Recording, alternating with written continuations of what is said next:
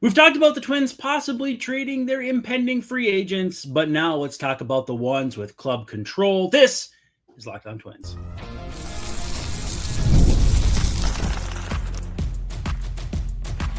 You are Locked On Twins, your daily Minnesota Twins podcast. Part of the Locked On Podcast Network, your team every day.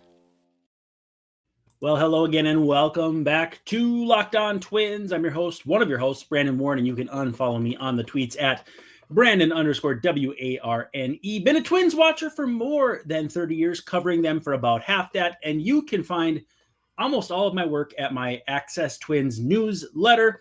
I am joined by Mr. Dave Brown, BBWA member extraordinaire, Hall of Fame voter, and ballpark enthusiast, ballpark visitor. Dave, what's up?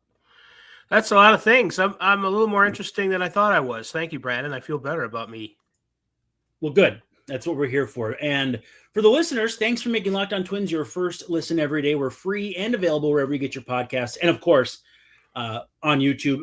And as part of the Locked On Podcast Network, we are your team, the Twins, every day. Love to hear from our everydayers. So make sure you're active in the comments. Leave us a 5-star review.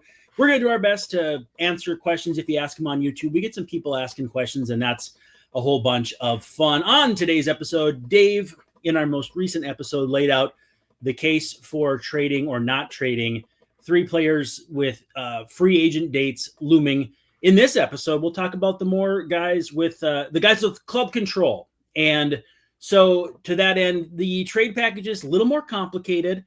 Also, just trading the guys a little more complicated. But before we get to that, make sure you are subscribed to Locked On Twins, and that way you will not miss any of the great Twins content we have for you, including the postcast with Luke Inman and cast of characters live after the final out of every game. You get 2 shows for the price of 1, which I might add is free.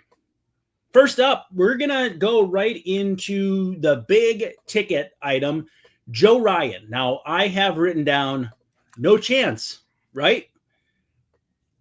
I don't think the Twins have any intention of moving him. And I think based on what we know, prospect packages, teams, where they're at in the standings now, all of that, I just don't envision a snowball's chance in Hades that anybody makes an offer substantial enough to get Joe Ryan. Where do you stand on that?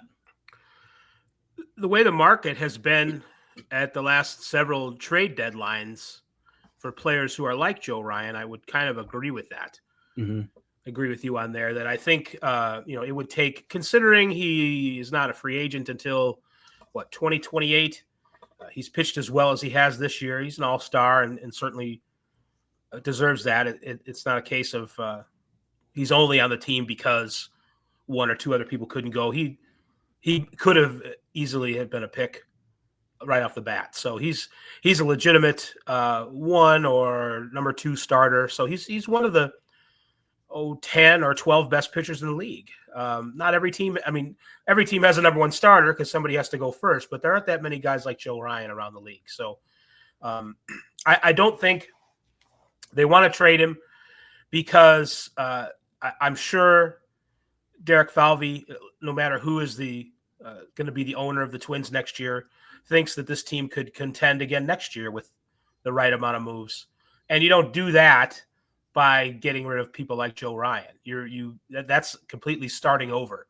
And just the way the rest of the roster is, just all the X factors, the way the roster is put together, the situation with the ownership, the age of the best players on the team, and all the other details. It doesn't make a lot of sense, job security. It doesn't make a lot of sense for the Twins to completely rebuild.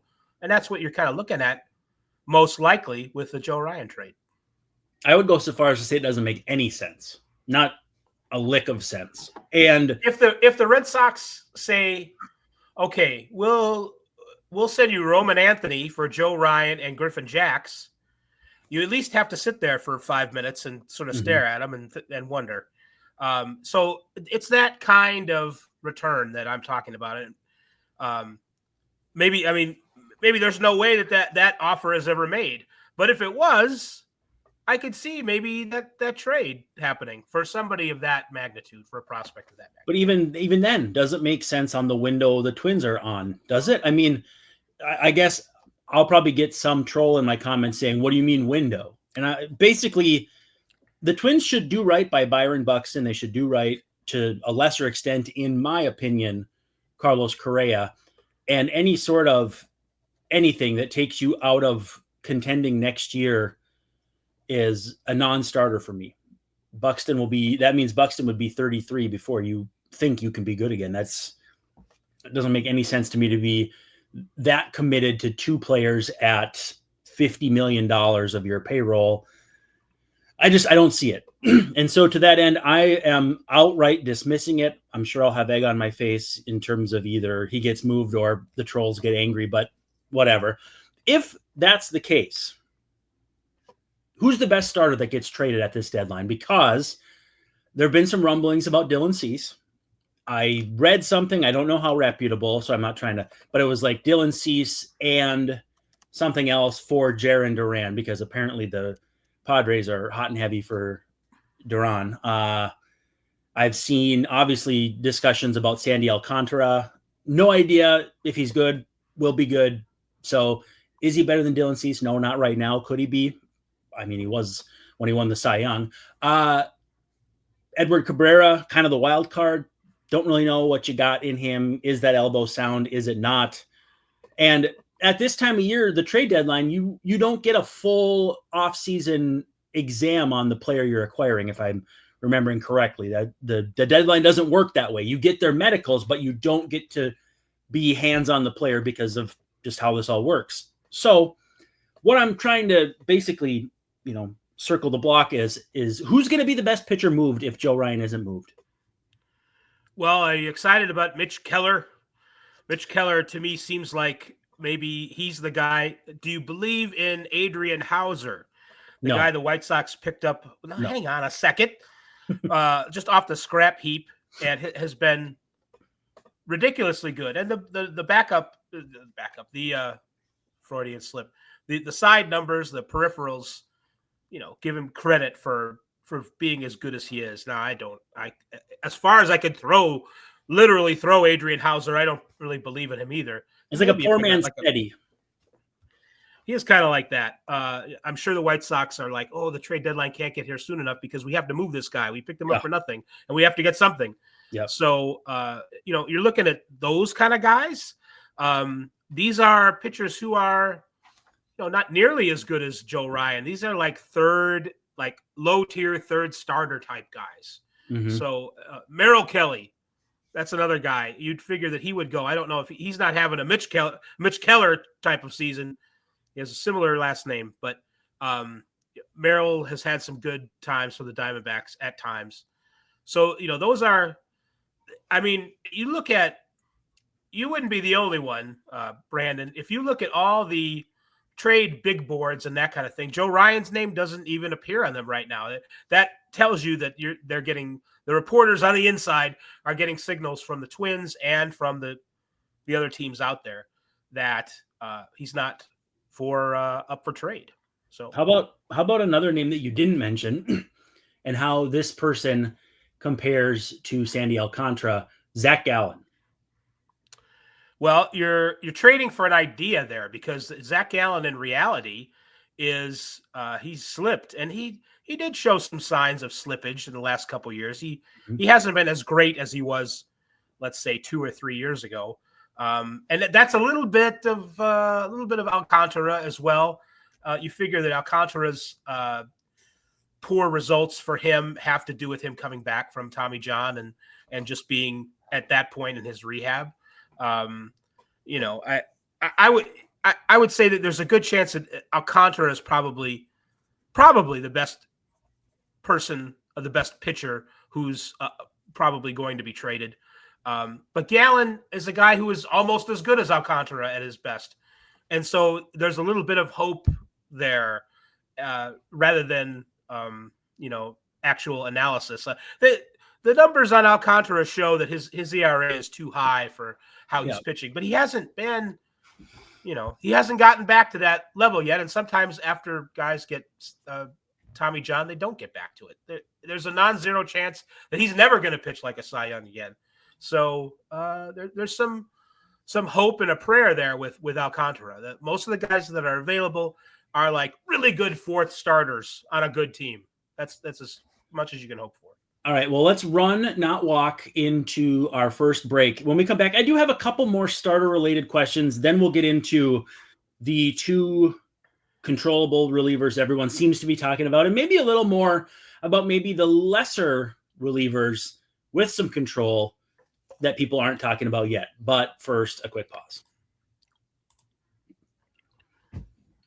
If you need supplies and you are in the skilled trades, get them from Supply House. That's the site for the skilled trades. So whether you are in plumbing, HVAC, or electrical work, Supply House is the reliable way to order your products online. Their easy-to-use website is packed with helpful resources and the latest product info to help you get the job done right. Plus, with a complete inventory of over 200,000 parts from over 400 top brands, you'll find exactly what you need delivered fast from coast to coast, or even the Midwest, like we're in, Dave. If you need help with an order too, Supply House offers expert support and industry-leading service from the best folks in the game.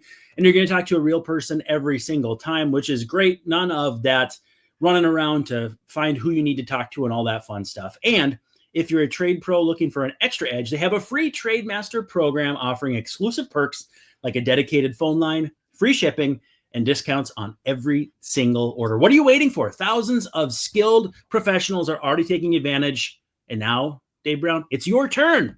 Join the Trade Master program today at supplyhouse.com/TM. Can't think of a player with a TM initials, so I can't really use a risk a little bit there. Tino Martinez. And start ordering plumbing, HVAC, and electrical supplies with just a few clicks. Again, supplyhouse.com/TM, Tino Martinez. Plus, use promo code SH5, that's SamHorn5, and you'll get 5% off your first order. That's supplyhouse.com. Dave, the question I have, actually two questions. Do you know the Twins-related Zach Gallen lore? You're muted. Did I do that? I don't know, Urkel. Do you know the Twins Gallen lore? Well, the way I answered, because I didn't have an answer when I was muted. No. So in, must have been, I think, 2018? I don't know. Anyway, the Twins faced Gallen when he was with the Marlins. And actually, Falvey straight up told us, reporters this, like laid it out. He said, we contacted the Marlins about Gallen, and they said, we are not trading him. And then a week or two later traded him to the Diamondbacks. And they got Jazz Chisholm, who, I mean, as far as trade returns go, great player. But there always seems to be just a level of like discontent or like something around him. I don't know how to explain it because I'm not trying to say he's a bad guy, bad clubhouse guy, but there's just, it seems as though maybe the Diamondbacks were not as hesitant to trade him as they should have been. I think the Marlins weren't as hesitant to trade him, maybe as they should have been. Do you get what I'm saying there? Like, I'm not trying to say there's anything wrong with Chisholm per se, but I also think, maybe he's not what teams love in the clubhouse. I don't know. All I'm saying is they got a good return for Gallen, but the Twins wanted him, and the Marlins were like, nah, we're not moving him. And then 10 days later, he was gone. Well, at first I thought you were going to say that the Twins front office takes no for an answer too easily. There was some criticism of that. No. Well, they didn't try hard enough to get him because they could have, because he was moved. But maybe we throw that out there sometimes. Yeah. Maybe that's something nice non-trade, Falvey, because you took no for an answer too easily. So we're asking. I just don't know if you knew the story. No. Not very well, no. Okay. So between Sandy and Gallen, there are some contrasts. Obviously, both have been or Cy Young winner or Cy Young-ish caliber. Does it work in favor or against Alcantara to have potentially more control than Gallen? because if you get Gallen, you know he's going to hit free agency. There's the odds. We always talk about, oh, you get him in the building, and maybe you sign an extension. I don't know. Outside of Eduardo Escobar, I can't really remember that happening. With that said, is there too much risk in Alcantara, or is the risk mitigated? Because I think it's options. I'm just wondering how you differentiate which one you would prefer to acquire as a GM. The problem with your question is we don't know exactly why Gallen has been pitching more poorly than his history lately, and we kind of know with Alcantara that we think there's a running theory that it just has to do with where he is in his Cy Young rehab, and he did have a good start. John rehab. What did I say? Cy Young. Can you imagine did Cy Young have any diseases? I don't know. He pitched. I feel forever, like Cy Young rehab would be like penicillin and maybe a shot of Coke, the soda made with the original Coke. And horse balls. Yep. Something from the apothecary. The steroids of his time. Yeah. So that's a funny faux pas. So there's a mystery with Gallen. Gallen was never quite as good also as Alcantara. Alcantara's contract, I think that makes him, I don't know if it makes him more likely to be traded, but the fact that these people in these front offices today, they love the cost control. They know what they're going to be paying Alcantara. Yeah. I think that is a plus for him, as far as, even though he costs $20 million or whatever, you know what he's going to cost. Gallen, you don't really know. What's the pitching market going to be like? Is he going to get like, a 3-year deal for $75 million, Sonny Gray type money, which is more than what Alcantara is getting. So do people look at that and go, I don't know if I want that or not. So I think that the stability, the certainty with Alcantara makes him more attractive. Also, the fact that he's won a Cy Young and has been the best pitcher in the league, where Gallen has ascended to a point and then kind of showed signs of dropping a little bit. So I think those things go in Alcantara's favor. Yeah, a slightly more tangible reason to expect Alcantara could rebound. Quickly here, we'll have our second break in a few minutes, but I want to lay the groundwork, for our final segment. In your estimation, if you pick reliever 1 or reliever 2, strip away their names, all you know are their stats and their salaries, who should fetch more in a trade, Griffin Jax or Jhoan Duran? That's a great question. Duran has actually made it a horse race. Before this season, I would have said that it was easily Griffin Jax, even though he's a little older. Duran was having issues getting people out with his fastball, but he's kind of refined his other pitches and added another. Strikeouts aren't there either. Yeah.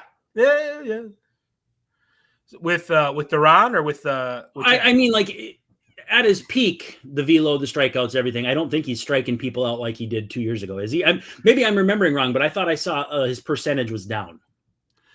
Yeah, could be. I didn't look that up, but it isn't. Jack certainly is striking people out. He's got 68 and 44 innings. Duran, though, this is just looking at results. I saw a very interesting stat, and I can't remember which Twins fan. Was it Pete? Was it Prime Mackey?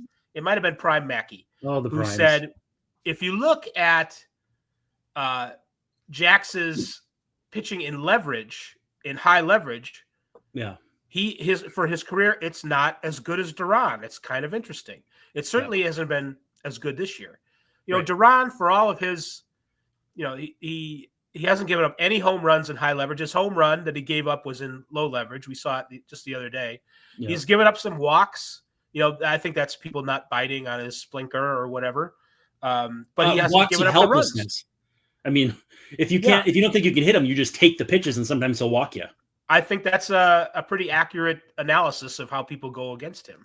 So, I still look at some of the peripherals for Jax. I look at 68 strikeouts in 44 innings. Nasty. It is. And I think that's why you should expect to get more for him in a trade than Duran. If you had asked, not to be speaking out of school a little bit, but if you had asked Rocco at the beginning of the season for a comment off the record about, well, who's the better relief pitcher, Jax or Duran, I think he would say Jax. But has that been the case this year? No, Duran has been better, Right. at least in results. But again, I go back to the strikeouts. If I'm a scout or I'm somebody from another team, I look at that and I go, Jax is a guy I need in my bullpen. If I'm the Dodgers, sort of along the lines of a lot of other acquisitions they've made through the years. Tyler Glasnow, for example, they love the idea of having them on the staff as much as anything else. But if you look at results as far as leverage goes, Jax is allowing 400. Where is it? That's the other guy. He a 400 slugging percentage against in leverage situations, which is kind of, and a 275 batting average is kind of dangerous. Yeah. It's not. He hasn't. At the end of the game, he hasn't been 100% like he was last year. Which, I mean, could lead you to believe that maybe that's to come. I always feel like maybe our regression analysis is a little funky that way because maybe you only play to your true talent, but for the rest of the season, and that doesn't fully overcorrect. So, like, I don't know. It's like if you're to, just to wrap up my whatever here, if you're to ask me if they put Duran on the table and Jax on the table, which would be a better deal for the Twins, I would bet on whatever deal it is for Jax.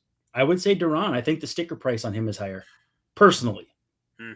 But I want to circle back on these guys. We'll maybe touch a little bit on Varland, Stewart, guys with a little more control as well. But first, we got to take our final break.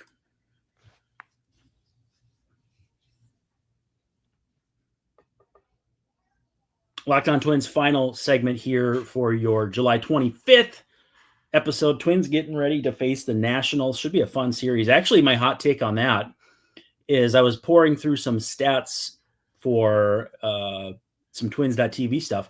Josh Bell has been red hot this month, hitting right-handers on the season. Maybe. I mean, I like Cody Clemens, and I'm not saying you'd take plate appearances from Cody necessarily, but Cody can play the outfield. He can play second. And if you trade Willie Castro, he becomes even more valuable. And I do think Willie Castro, it's hard to trade Willie Castro and maintain that you aren't more or less pulling back. But if the value is there, like there might be a team that truly values Willie Castro higher than you do. Eduardo Nunez brought back Adalberto Mejia, who was a pretty dang good pitching prospect at his peak. I don't know how it would have to look for it to make sense, but Josh Bell, I think, could make some sense for this team the rest of the way. I'm not saying they're going to. I'm not saying they even will think about it. But I was looking at that and thought, maybe not. I think if the Twins were in a little better position to compete, if they were in the wild card chair or just out of it or just behind one team instead of five or whatever it is, that's something that we could complain about, and then we probably watch it not happen because it would require a little more money and some kind of prospect capital that I don't know that the Twins would, given the ownership situation, getting back to that, would be, as far as adding a guy. If you're adding a guy, if you're going for it, whatever it is, that's the kind of guy that I could see them, he's in a France zone or a Carlos Santana zone of, how expensive he is. He's super streaky. I mean, he's been hitting lately, but the guy can go, an entire half without hitting too. So if you're lighting a roster spot on fire with Deshaun Kiersey, you could add another bat theoretically. You could, but when he was, Josh Bell, when he was on the Guardians, I don't remember him ever getting a hit. So I'm not saying that would happen again, but you're certainly not guaranteed anything with him. But I've always liked him. Mm-hmm. I liked him on the Pirates.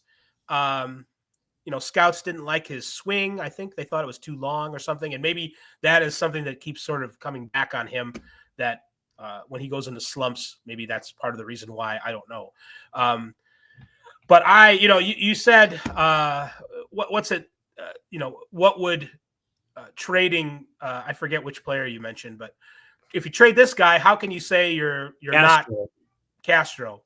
I could see a couple managers around the league talking to their GMs going, boy, just get me Willie Castro on this team. I have some versatility, all the things that Rocco likes, the things that Tom Kelly likes.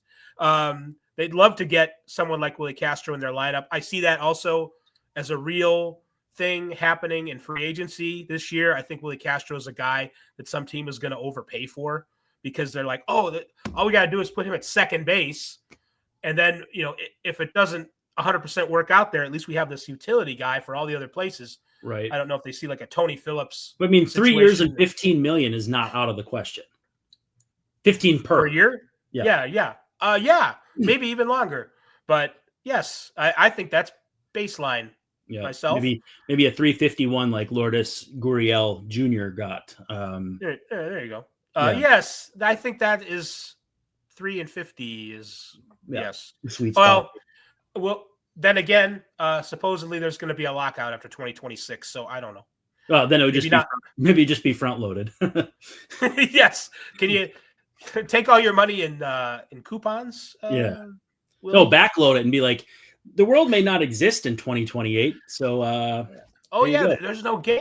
We're not going to have a game. So, we'll give you 3 and 60, but only 10 of guaranteed. So cluck, tough luck. Duran strikeouts, yes, down. I did have some fuzzy intel going on in my brain, but I'll tell you what it was. So strikeout percentage by year, 33.5, 32.9, 28.9, 26.4. What I had in my mind was 18% for this season for some reason. That's his strikeouts minus walks. Now, in his career, he's gone from 27.4, 23.1, 22.4, 18.1. Now, 18.1 strikeouts minus walks, still a healthy rate, but trending in the wrong direction for sure. Like, you can't deny it. Is that reason enough? I mean, let's draw an Edwin Diaz parallel. If you could get a Jared Kelenic style prospect, like obviously Kelenic hasn't become what you'd hoped. So let's maybe say Pete Crow Armstrong, who, if you could fuse those two together, because they were similar type prospects, right? Like just one hit and one didn't, literally.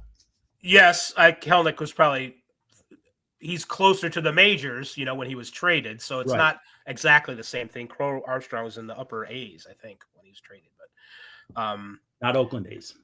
No, like advanced A.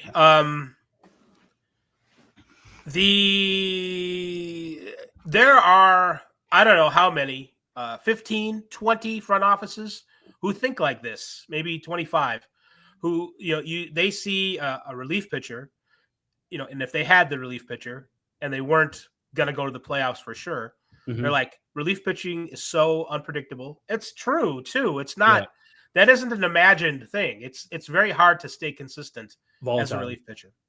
So they probably are thinking that way. And there are probably a number of front offices that would trade 2 relief pitchers. They'd trade both of those guys. Another factor here, an X factor, is the advancement of Lou Varland into sort of what Jax's role was last year. And I could see how his presence would make them more comfortable in dealing one or more. I don't necessarily see him doing it, but I could see how in another lifetime they would be much more willing to deal Duran and Jax because Varland is on the way or here. They're getting results from him in that role. So, but again, it goes back to, does Falvey think he's going to be here in 3 years? Not even next year, but by the time all these the fruits of these trades come in, is he going to be around to enjoy it? Does he?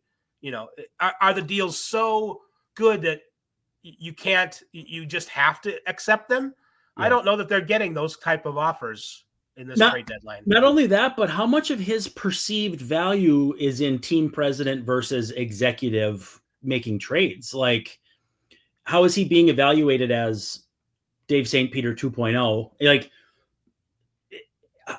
how much leeway does Zoll have, or how much culpability does Jeremy Zoll have for a trade like this? And we don't know. We never will know the answer to that.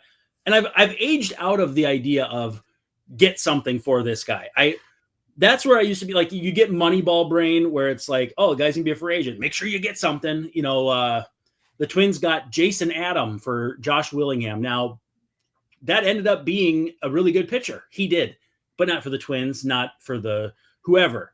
So, was there value in trading Willingham? I mean, Willingham got to play in a postseason stretch or whatever it was.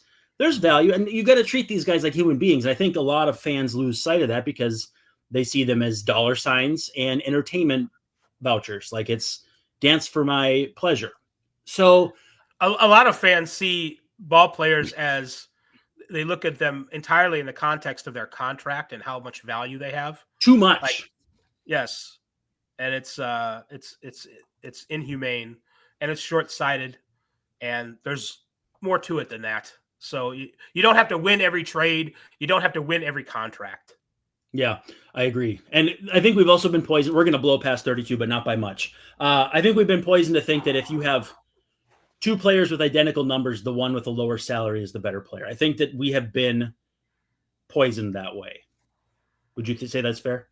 Yeah, or how much time is left on the deal. Yeah. When they turn free agent, those factors are overhyped to the nth degree. Last thing. Yeah. Sorry to cut you off. I was done. Could any of these controllable trades bring back MLB talent that still allows this team to consider themselves not going for it? You never really are going for it when you're 4 under at the end of July, but maintaining your path. AJ Preller loves to make deals like that, where he's sort of zigging and zagging at the same time. Could I interest you in a Jake Cronenworth? No, you could not. I mean, it depends on like what else you're talking about. But he's like 5 years left on his deal, doesn't he? Maybe. I don't know. I just third. I still think about players like, well, just what does he mean to the lineup if you got him today? Yes. I wasn't even thinking about his contract, but that's fair. Okay, so it goes back to this thing in my head you were mentioning before. What you get back in these kinds of trades. The Nelson Cruz, Joe Ryan trade. Now, maybe that was like a diamond in the rough, a 1 in a million kind of thing. But if you could get I knew who Joe Ryan was when they made that trade. So he'd already been kind of a presence in the majors, not for too long. The Olympics. Thank you, Olympics. He was a guy who could have been a dude, maybe. You start talking about deals like that, and those are hard to make. Those are hard to be right about. But, I could see is there like a miniature situation like that with Danny Coulombe? Because, even if you trade Coulombe, you are communicating that you're giving up on this season. I don't know what the Dodgers, I keep going back to them. They could really use him. I mean, you're not going to get DePaula or somebody like that, but maybe you get Noah Davis, I think, like you suggested. So Noah Miller. Is there a Noah Davis too? I think there's a Noah Davis somewhere. There's a Joe Davis. Yeah. I know that in LA. He's in the booth. Anyway, I'd trade for him. I mean, I love Corey, but I would trade for him too. Oh wow, you're creating some controversy there. No, I would keep Corey. Have both. So we got like 2 or 3 play-by-play guys and 3 or 4 analysts. It's going to be like the Naked Gun booth pretty soon. Yep. No. Let's ride. No, but I agree. I think if the Dodgers send you, or like a post-hype guy, I know Bobby Miller's name's going around. I know a lot of people don't really like him. Dustin May looks like he could figure it out. Isn't he going to be a free agent next year? I have no idea, because he's been a prospect forever. He's been hurt, and so that is a complicating factor for sure. He made his debut in 2019. He's like junior Scott Paddock. Yeah, all of us. Paddock. Either one. All of this is to say there's so much we don't know, and when we end up breaking down this deadline a week from now, I think we're going to be talking about something that you and I can't even envision right now. May is a free agent next year. So he's got to get his act together for whoever trades for him in the next 2 months. Good luck. Or he'll get a Walker Buehler type contract, which bully for him, right? You will be getting the reddest person in the majors, so maybe more so than even Justin Turner. So there's that. Got a case of the red ass. May have to bleep that out. Well, I don't know about that, but that's all I have and Dave has for this edition of Locked On Twins, though we do appreciate you hanging out with us. Let's feed some ducks here while we're chit-chatting. Hey, don't forget the postcast, guys. Remember I said that at the open. Nope, don't remember it. Nope, I did. But thank you for making Locked On Twins your first listen today. For your second listen, check out the all new, less new because we're into the season, but all new Locked On MLB Game Night, every game, every night, all season long. Get local analysis on a national scale. You can find MLB Game Night on Locked On MLB on YouTube or wherever you listen to your podcasts, just like this one. So for Mr. Dave Brown, I'm Brandon Warne saying thank you so very much for hanging out with us, and we'll see you tomorrow night. Postcasts. Oh. I do remember now, postcast. I wondered if you'd remember.